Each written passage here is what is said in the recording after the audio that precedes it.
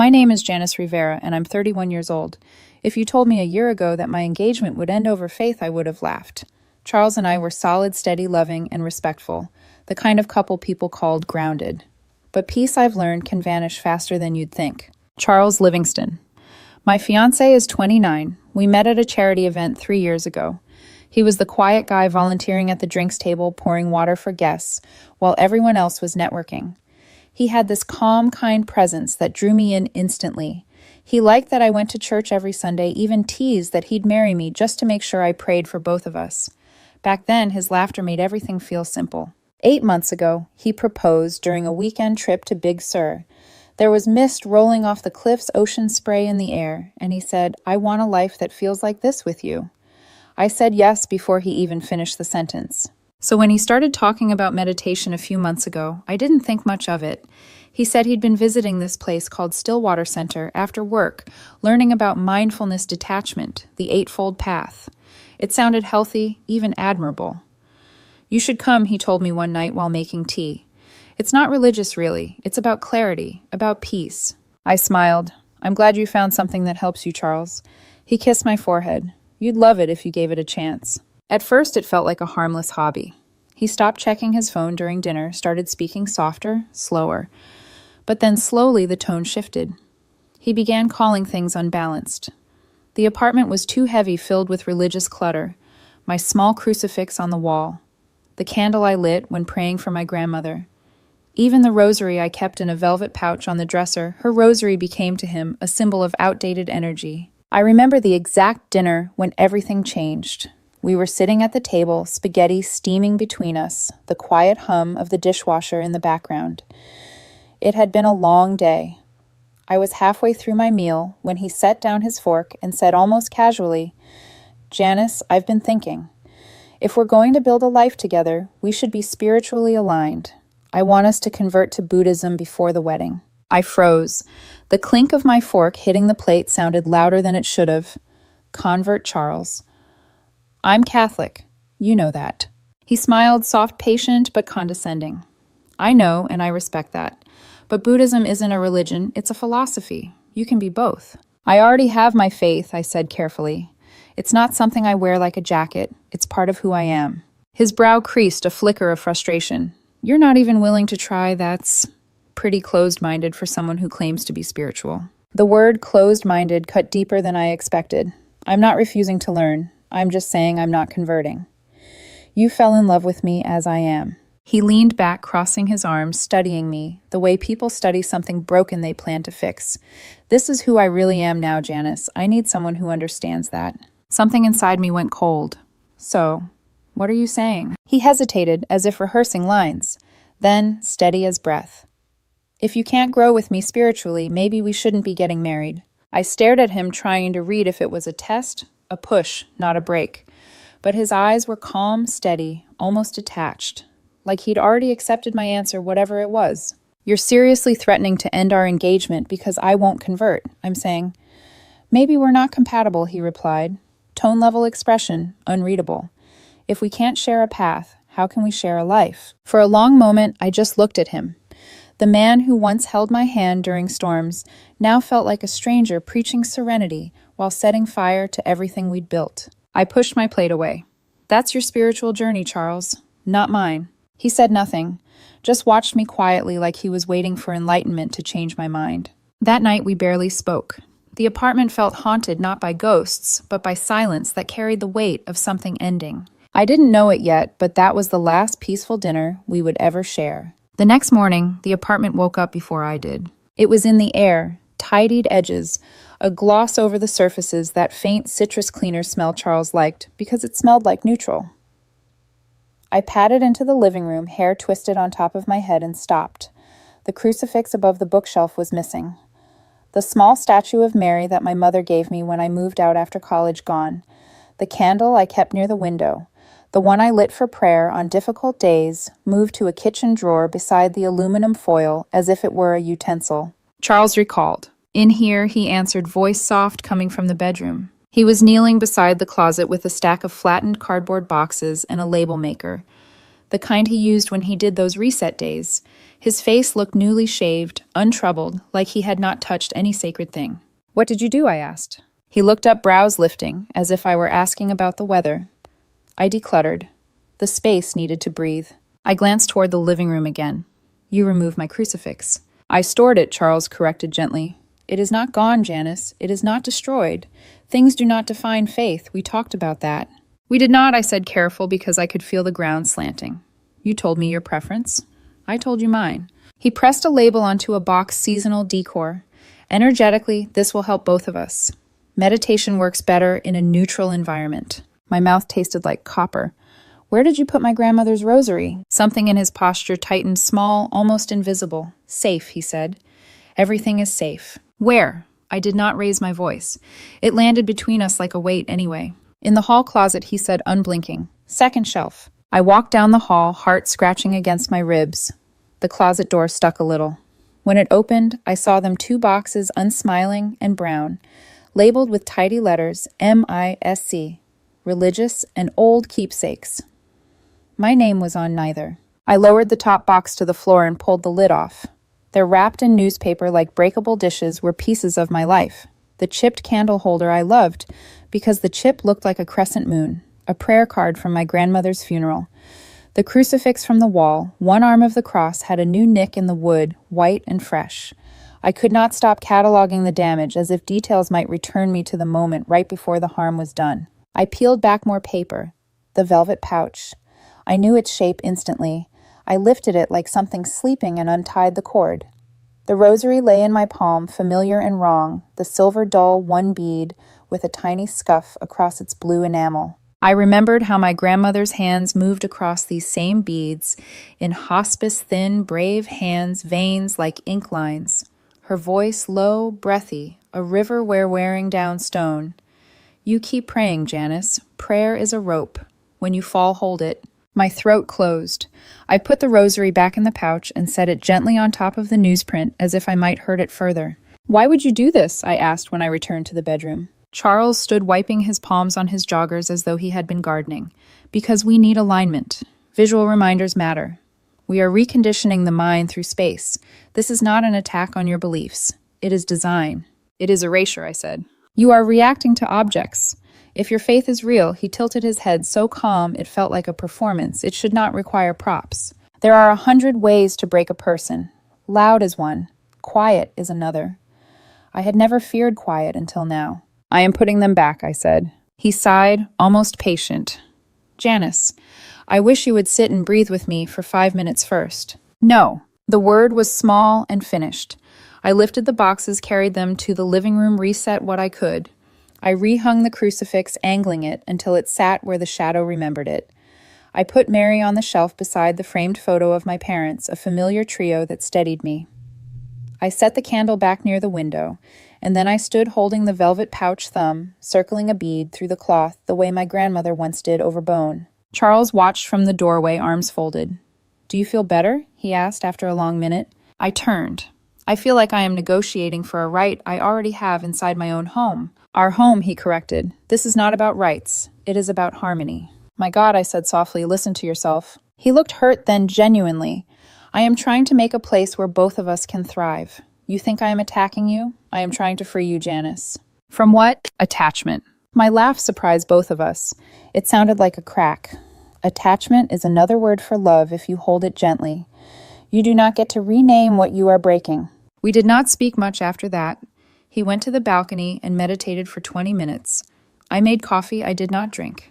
The apartment filled with a quiet that scraped. Days became careful. Charles stopped touching the items he had boxed, but he eyed them the way one eyes a utensil left on the counter after everything has been washed. I began to lock the rosary in the small wooden box on my nightstand, a habit that felt like disloyalty to the very idea of trust. I took the long route home from work to delay stepping into the conversation we were not having. At dinner on Wednesday, we sat at opposite ends of the table like strangers in a painting. Charles ate slowly, as though chewing required intention. "They are having a full-day silent retreat at Stillwater," he said finally. "It would help you. It would show you what I mean." "What you mean is you are tired of compromising," I replied. He set down his fork. "Compromise is not always good. Sometimes it is shared delusion. We keep trying to merge two maps that do not align. I am not a map, I said. I am a person. A beat, his gaze softened. I love you. I wanted to believe those words could bend the room back into kindness. Then stop trying to sand me down. He did not answer. He finished his water. He said he was going for a run, that he would bring back dinner tomorrow, that we were both tired. It was the politest ending to an argument that never erupted. I lit the candle near the window after he left, the small flame steady as a pulse. I held the rosary and sat on the edge of the bed, the apartment around me breathing in a way I could not. Memory found me again. The hospice room morning light, thin as tissue. My grandmother smelling like lavender lotion and old books. Do not spend your life convincing people you are worthy of the things you already are, she had whispered. Bede's slipping voice so kind it softened the furniture. Let people meet you at the worth God gave you. I pressed the crucifix at the end of the rosary to my lips. I hear you, I said aloud. The room did not answer, and I did not need it to. The next morning, as I left for work, I hesitated at the door and glanced back. The crucifix hung where it should. Mary watched over the shelf. The candle waited unlit but certain. The wooden box on my nightstand caught a square of light. The lid closed the small latch bright. I locked the door with the care of someone sealing a promise. On the elevator ride down, I tried to unclench the future, to breathe around the part of me bracing for another impact. Maybe the calm would return, I told myself. Maybe Charles would hear me if I asked one more time in a different tone. Maybe love just needed better phrasing. By lunch, I knew those were wishes, not plans. Still, I carried them home like groceries, fragile and noisy. I opened our door at 6:15 and stepped inside. The air was lemon clean again. The walls looked oddly taller, and the space spacious in the wrong way, the way a mouth looks wrong after a tooth is pulled. The crucifix was gone. The shelf looked naked where Mary had stood. The candle had disappeared, leaving a ring of dust like a pale halo. Charles asked, though I already understood. He answered from the balcony, his voice even. Out here. On the coffee table sat 2 coasters, and nothing else, as if the apartment were a model home trying to hide that anyone had ever lived in it. I walked to the bedroom, opened the nightstand. The wooden box was absent. The square of sunlight still marked where it had been. I did not call his name again. I turned very calm and walked toward the balcony. Charles sat cross-legged, spine long, palms up, eyes closed. For a half-second he looked like safety. Then he opened his eyes and the spell broke. "Where is everything?" I asked. He smiled softly as if I had asked something rhetorical. "Where it belongs," he said. "Not here." I looked past him at the city, tiny lives moving in little squares of light. "What did you do with my grandmother's rosary?" "Janice," he said, serene and devastating. "We do not need that energy here." The evening tilted. Something inside me, something I had been saving, broke without sound. By the time I came home, faith had been erased from my walls. I didn't even take my shoes off. The second he said those words, "We don't need that energy here," something cold flooded my veins. I walked past him, ignoring the calm in his tone that made my fury feel irrational by comparison. "Charles," Thirscher said, keeping my voice low, because if I didn't, I would scream. "What exactly did you do with my things?" He sighed, serene as ever. "Don't make this a fight. I donated most of it. Some of the broken ones I threw away. It's for the best, Janice. You'll see." Donated, yes. To people who actually need spiritual guidance instead of holding on to objects. He said it so casually that for a moment I forgot to breathe. I just stared at him. Then I turned and ran. Down the hall, through the elevator, into the alley behind our building. It was still warm from the day, and the air smelled like hot asphalt and rain. The trash bins were lined up in neat blue and green rows. I tore open the first one, then the second. Plastic bags, coffee filters, food wrappers, until I saw the black trash bag with our apartment's label. I ripped it open with my bare hands. Coffee grounds spilled out cold and damp. Food scraps, paper towels, something metallic clinking at the bottom. My stomach twisted. Then buried beneath a layer of old lettuce and soggy receipts, there it was. The velvet pouch. It was torn, stained. The smell of old coffee and something sour clung to it. I pulled it out with shaking hands and opened it. My grandmother's rosary lay inside, tangled and smeared with brown stains. The blue enamel on one bead was cracked, the cross bent slightly at the base. I just stood there in the orange light of the alley, my hands trembling around the little chain of beads. My throat closed, but the tears wouldn't come yet. It wasn't sadness. It was disbelief. She had given me that rosary 6 years ago, just before she died. I was sitting beside her hospital bed, holding her hand, trying not to cry. She pressed it into my palm and whispered, "When you don't know what to say, pray. Even silence counts." She'd owned it for 50 years. Every night without fail, she prayed with it until the day she couldn't hold it anymore. And now it had been thrown out with the trash like something meaningless. When I finally went back upstairs, Charles was in the living room, sitting cross-legged on his yoga mat, his eyes closed, the faint sound of wind chimes playing from his phone. I stood in front of him, holding the rosary out like evidence. My grandmother's rosary was in the garbage. He opened his eyes, slowly blinked, and said, "Oh, I must have missed that when I was sorting donations." My voice shook. "You threw away my dead grandmother's rosary." He frowned, confused. "Janice, calm down. It was an accident. You're being so dramatic." Dramatic, I stepped closer. "You threw away something irreplaceable, something sacred." "It's just an object," he said, standing now. "If your faith is real, you don't need trinkets to prove it." I stared at him. "You call this a trinket? It's a symbol, and symbols hold people back." His voice softened as if he were teaching a child. "I'm freeing you from superstition." "Get out!" He blinked. "What?" "Get out of my apartment." "You're overreacting," he said, incredulous. "You can't just throw me out over this. You're not on the lease. You've been staying here. Now you're leaving." "Janice, this is insane. You're ending our engagement because you can't let go of some objects." "I'm ending it because you threw away something that meant everything to me, and you don't even care." He tried to touch my arm. I stepped back. "You don't mean this," he whispered. "You're just emotional." "I mean it. Pack your things." He stared at me like he couldn't recognize me anymore. "You're throwing away our wedding, our future." I nodded once. "You already threw it away when you threw that in the trash." He stood there for a long time. Then his composure cracked. "Wow," he said bitterly. "You're choosing materialism over spiritual growth, over love." "No," I said, "I'm choosing respect." He turned away, grabbed a bag, started shoving in clothes. His movements were jerky, desperate. He muttered under his breath, half insult, half disbelief. I didn't answer. 10 minutes later, he stopped at the door, holding his laptop under one arm. "You'll regret this," he said. "You'll look back and realize you sabotaged something good." "Maybe," I said, "but at least I'll be able to look at myself." He left. The door clicked shut. For a long time, I didn't move. The apartment was too quiet, too neat. I sat on the floor with the rosary in my hands. One bead at a time, I wiped off the stains with a damp paper towel. It took forever to get the coffee grounds out of the tiny chain links. The smell wouldn't leave completely no matter how much I cleaned. By the time I finished, it was nearly midnight. The rosary lay across my palms, again dull but whole.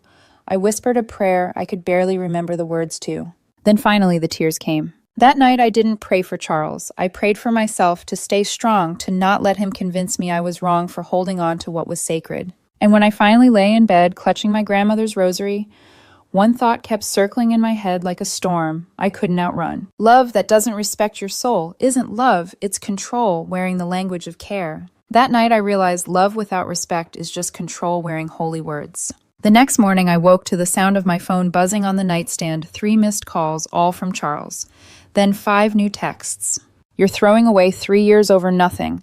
I didn't mean to hurt you. You're lost in anger. I was trying to help you grow. We can still fix this. Please talk to me." I didn't respond. Instead, I got up, made coffee, and stared out the kitchen window while the city came alive. For a second, the silence felt peaceful. Then my stomach sank when I noticed the empty wall above the bookshelf, again the faint outline of the crucifix that once hung there, now just a paler rectangle against the paint. That was the thing about loss, it didn't scream. It whispered. By noon, Charles's tone had shifted. "You're really doing this after everything I've given you. You need therapy. You have no idea how cruel you're being right now." Then came his mother's number 1 I didn't even have saved. "Janice, dear," she said in a voice that dripped with forced politeness, "Charles is devastated. He told us you threw him out over religion. Surely this isn't about a rosary." I bit down on my words. "It's not just about that. He threw away something that mattered deeply to me." While she said, her tone tightening, "He was only trying to help you evolve spiritually. Maybe you should be a little more open-minded." "I'm open-minded," I said, "just not self-erasing." She gasped, then hung up without another word. By evening, his sister texted too. "You didn't need to humiliate him like this. He said you were manipulative and obsessed with religion." I blocked them all. Then I sat on the couch, clutching the rosary box in my lap like a small heartbeat, and tried not to cry again. 2 days later, my landlord called. "Miss Rivera," he said, "your fiancé came by earlier. Said he was still living here and wanted a copy of the keys." "He's not on the lease," I said cold. "Please don't let him back in." Don't worry, I told him that he assured, but he seemed persistent. Maybe change the locks just in case. I did that same night. The following week was chaos. My phone didn't stop buzzing messages from vendors, florists, and the wedding venue. Hi, Janice, just checking in, the coordinator said over the phone. Your fiancé called earlier to confirm that the ceremony was still happening. Is that correct? I nearly dropped my coffee mug. No, I said firmly. The wedding's off. Oh, she replied softly. He sounded so certain. Please make a note, I said, my voice trembling. He's not authorized to make any decisions on my behalf. It's over. She paused. I understand. You're not the first to call off a wedding here, dear. It's heartbreaking, but you're doing the right thing. After I hung up, I felt something between relief and disbelief. He'd really called the venue to uncancel our wedding. That night, I found an email from the parish office. Subject concern regarding your mental health. The message was short, professional, and polite. Janice, I received a call from your fiancé requesting to discuss your spiritual instability and reluctance to embrace healing. He seemed quite worried. Would you like to schedule a meeting? I read it 3 times before closing my laptop. My hands were shaking. Charles had called my priest. The next day I went to church early before morning mass, when the air still smelled of old wood and candle smoke. Father Daniel was lighting votives near the altar when I approached him. He looked up, kind eyes behind wire-rimmed glasses. Janice, he said I was going to reach out. I didn't take what he said too seriously, but I wanted to check in. Are you all right? I nodded. He's been trying to manipulate everyone around me. He says he's worried, but really he's trying to make me doubt myself. Father Daniel sighed softly. Control often dresses itself as concern. It's one of the oldest disguises. I swallowed hard. He threw away my grandmother's rosary, said it had bad energy. His expression tightened. Then he doesn't understand what he's tampering with. Faith isn't clutter, it's connection. I feel guilty, I admitted, ending the engagement standing my ground. It all feels heavy. He rested a hand lightly on my shoulder. Guilt and peace sometimes sound similar at first. Give it time, you'll learn which one you're carrying. I left the church feeling steadier than I had in weeks. That afternoon, I got another call from the same venue coordinator. Janice, I just wanted to let you know. Your fiancé called again. He said the cancellation was a misunderstanding. My grip tightened on the phone. If he contacts you again, please refer him to my attorney. I'll be sending you written confirmation of the cancellation. Understood, she said. I'll make sure he's blocked from the account. I hung up and sat down on the couch, my pulse racing. It wasn't just harassment anymore. It was escalation. And then came the email from his family's lawyer. Our client, Mr. Charles Livingston, is deeply distressed by your sudden decision to end the engagement. He maintains that you owe reimbursement for shared deposits and emotional damages. Please remit $4,200 to settle these costs. I read it twice. Then I laughed hollow and bitter. Emotional damages, I whispered to myself. He's lucky I'm not billing him for therapy. Still, the message was a warning. Charles wasn't done trying to control the narrative. That night, I called my older brother, Matteo. He's always been the calm one in the family, the kind who listens before speaking. Don't let him gaslight you, he said immediately after I told him everything. And don't you dare give him a dime. I'll help you cancel everything. I already started, I said quietly. I just want to be done. He sighed. It's not over yet, Janice. He's going to drag this out. Just stay smart. And he was right. The next morning, Charles sent one last text before I blocked him everywhere. You think you're righteous, but this is karma, Janice. What you destroy will come back to you. I looked at the screen for a long time before replying. Then I hope it comes back clean. I hit block. Then I sat on the floor beside my bed, opened the little wooden box, and let my fingers trail across the rosary's beads. I thought of my grandmother again, her steady voice, her prayer-softened hands, and whispered the same words she once told me. Forgiveness is divine, but even God draws lines in stone. The letter arrived on a Thursday afternoon, thick envelope, crisp type. My name printed wrong, Clara, instead of Janice. Inside, a summons for small claims court. Charles was suing me for wrongful termination of engagement and emotional distress. I sat at the kitchen table, staring at the paper until the sunlight slipped across the floor and the words blurred. It almost would have been funny if it weren't so pathetic. Then I noticed the line item at the bottom: plaintiff retains engagement ring as compensation. That ring. It wasn't just a diamond, it was my grandmother's. She'd left it to me in her will, and I'd had it reset when Charles proposed. It was supposed to symbolize continuity, generations of love.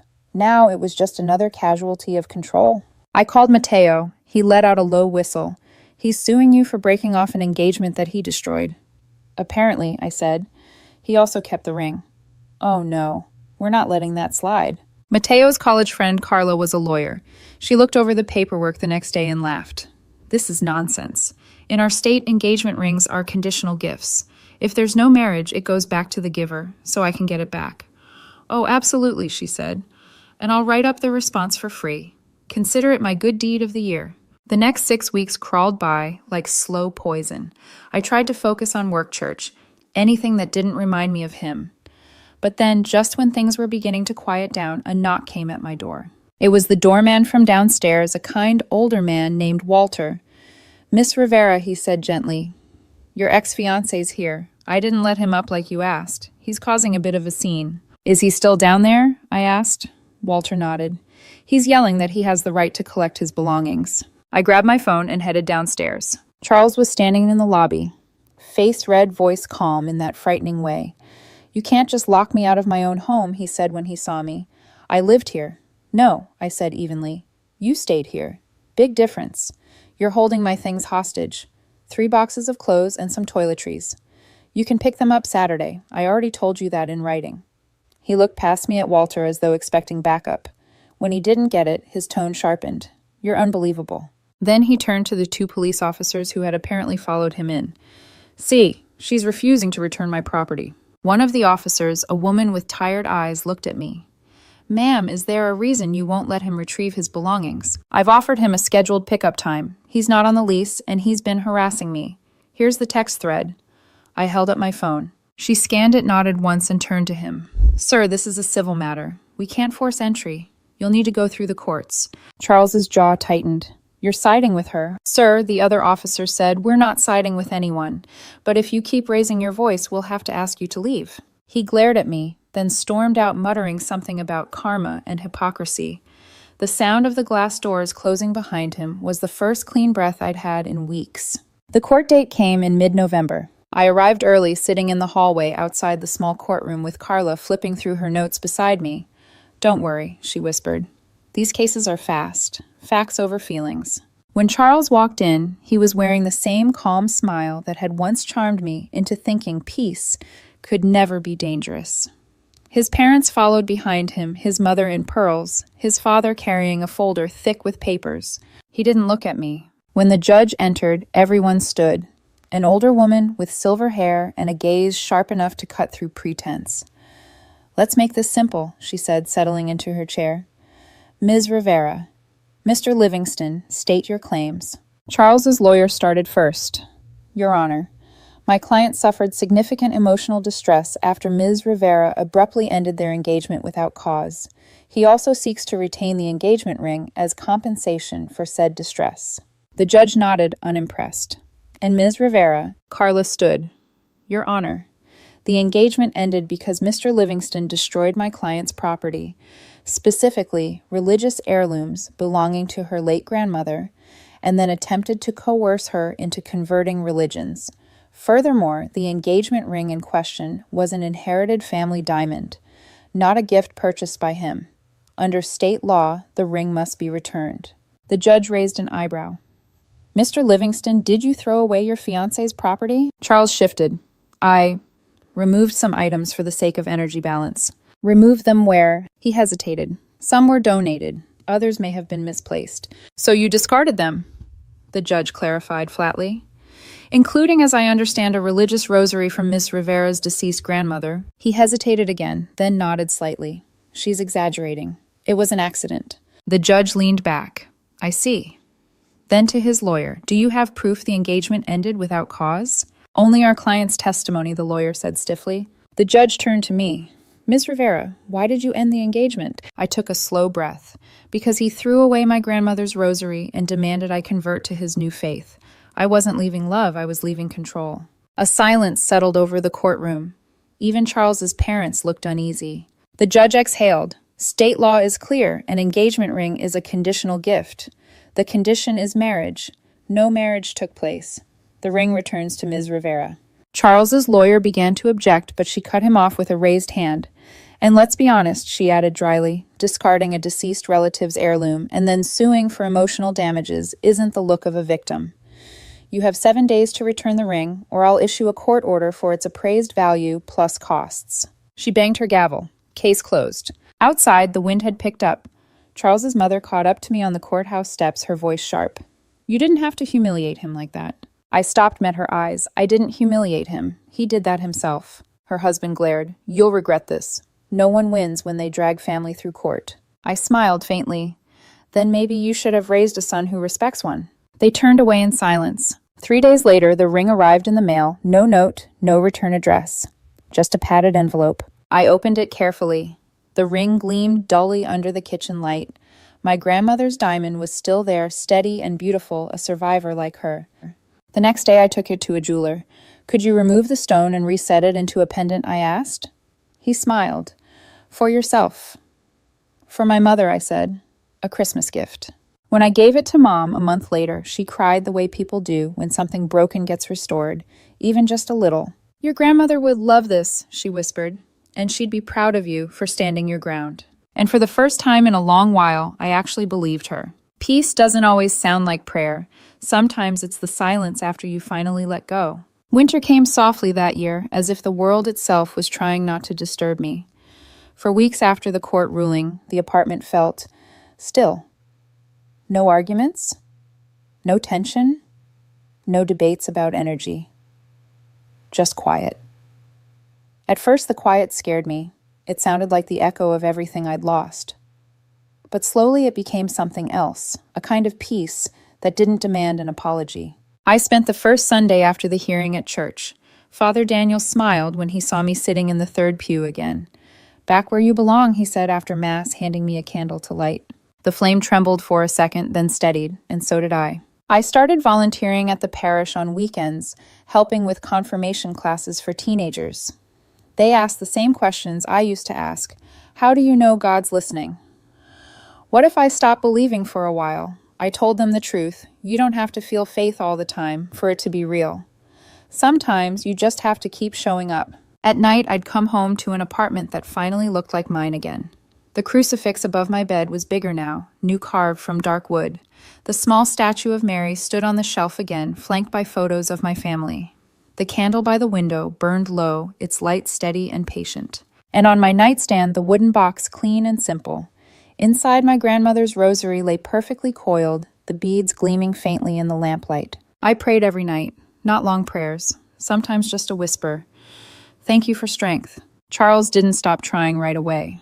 The week before New Year's Eve, I received a message from an unknown number. "I hope you're happy you destroyed everything we built." For a moment, I almost deleted it, but then I remembered the woman I had been the one who apologized, just to keep the peace, who let silence win over truth.